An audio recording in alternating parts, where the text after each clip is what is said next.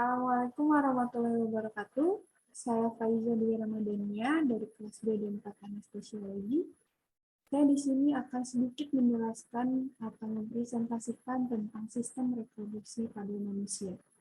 Nah, sebelum itu, apa itu sistem reproduksi manusia? Reproduksi manusia adalah ketika sel telur dari wanita dengan sel sperma dari pria bersatu dan berkembang di dalam rahim untuk membentuk janin. Dengan kata lain, kemampuan ini berguna untuk menghasilkan keturunan atau berkembang biak. Lalu, beberapa bagian tubuh, baik wanita ataupun pria, dibutuhkan agar proses ini terjadi, yang disebut juga dengan organ reproduksi atau alat reproduksi. Di sini ada alat reproduksi pada pria. Yang pertama ada penis, yaitu organ vital yang digunakan untuk berhubungan intim. Sperma dapat keluar melalui saluran di dalam penis ketika sudah mencapai orgasme. Yang kedua ada skrotum, yaitu bagian kantung kulit yang menggantung di pangkal penis. Skrotum berfungsi untuk melindungi testis, saraf, serta pembuluh darah. Yang ketiga ada testis, yaitu kelenjar yang memiliki fungsi untuk memproduksi sperma dan testosteron. Bagian ini adalah organ terpenting dari sistem reproduksi pria dan terletak di bagian skrotum. Selain itu, pria juga memiliki organ reproduksi internal yang dikenal sebagai organ tambahan. Di sini, organ tersebut antara lain ada uretra. Uretra adalah saluran yang membawa urin dari kandung kemih ke luar tubuh. Pada laki-laki, ia mempunyai fungsi tambahan untuk mengeluarkan atau ejakulasi semen ketika mencapai orgasme. Lalu ada vas deferens. Vas deferens adalah saluran berotot yang menghubungkan antara epididymis dengan vesicula seminalis yang terletak di belakang kandung kemih. Vas deferens mengangkut sperma dan sperma matang ke uretra untuk persiapan ejakulasi. Selanjutnya ada epididymis. Epididymis adalah saluran panjang yang bergulung dan melekat pada bagian belakang testis. Epididymis ini berfungsi dalam pengangkutan dan penyimpanan sel sperma yang diproduksi oleh testis. Lalu ada vesicula seminalis, yaitu kantong yang menempel pada kandung kemih.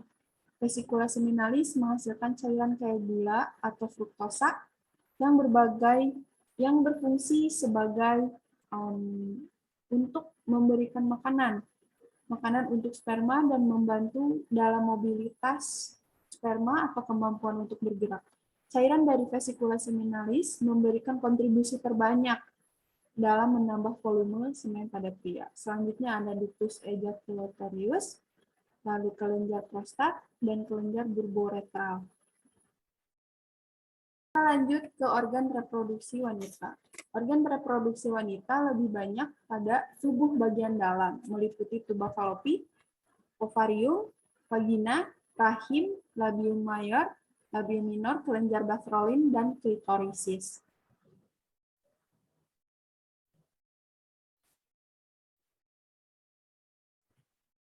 Di sini ada tuba falopi. Tuba falopi adalah jalur antara ovarium dan rahim yang berguna untuk sel telur dapat bergerak. Yang kedua ada ovarium, yaitu sebuah kelenjar dengan fungsi untuk menghasilkan sel telur, hormon progesteron, dan juga hormon estrogen. Lalu ada vagina, atau jalur penghubung antara serviks ke bagian luar tubuh. Selanjutnya ada rahim, tempat janin berkembang ketika kehamilan terjadi. Wanita juga memiliki organ tambahan seperti labium mayor, labium minor, kelenjar Bartholin, dan klitorisis. Organ-organ tersebut memiliki fungsi melindungi bagian reproduksi internal wanita dari berbagai macam infeksi, memicu hasrat seksual pada wanita, dan sebagai jalur yang memungkinkan sperma untuk masuk ke dalam tubuh dan mencapai sel telur. Nah, di sini ada labium mayor atau labia majora, Kalian bisa menyebut salah satu organ reproduksi wanita ini sebagai bibir besar karena fungsinya melindungi organ luar lainnya. Lalu ada labium minor atau labia minora, atau biasa disebut bibir kecil, merupakan alat reproduksi wanita yang mempunyai berbagai ukuran. Lalu ada kelenjar Bacrolin. Kelenjar ini berada di setiap sisi sebelah lubang vagina dan bisa mengeluarkan sereksi cairan atau lendir yang melumasi pada bagian misfi. Lalu ada klitorisis. Organ reproduksi wanita yang satu ini merupakan tonjolan kecil dan sensitif. Klitorisis ditutupi oleh lipatan kulit, disebut sebagai preputium.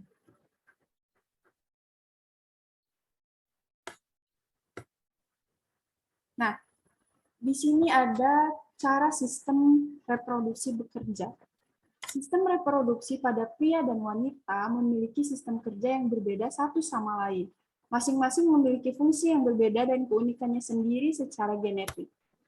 Saat proses reproduksi terjadi, pencampuran antara sel sperma dan sel telur bercampur dan menimbulkan pembuahan. Setelah itu, janin terbentuk di dalam rahim selama 36 hingga 40 minggu untuk menghasilkan bayi. Sistem reproduksi pada pria terdiri dari dua bagian utama, yaitu testis sebagai tempat penyimpanan sperma diproduksi dan penis. Bagian penis dan ureta termasuk dalam sistem saluran kemih dan reproduksi pada pria, sedangkan testis berada di dalam kantong luar yang disebut dengan skrotum dan biasanya sedikit lebih dingin dibandingkan suhu tubuh untuk memfasilitasi produksi sperma. Sementara itu, struktur eksternal dari sistem reproduksi wanita antara lain klitorisis, labia majora, labia majora, serta kelenjar Bacrolin yang tadi.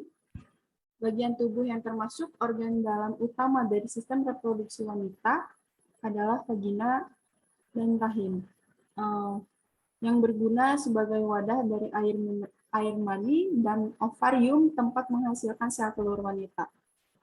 Vagina menempel ke dalam rahim melalui cervix, sedangkan saluran tuba menghubungkan rahim ke ovarium.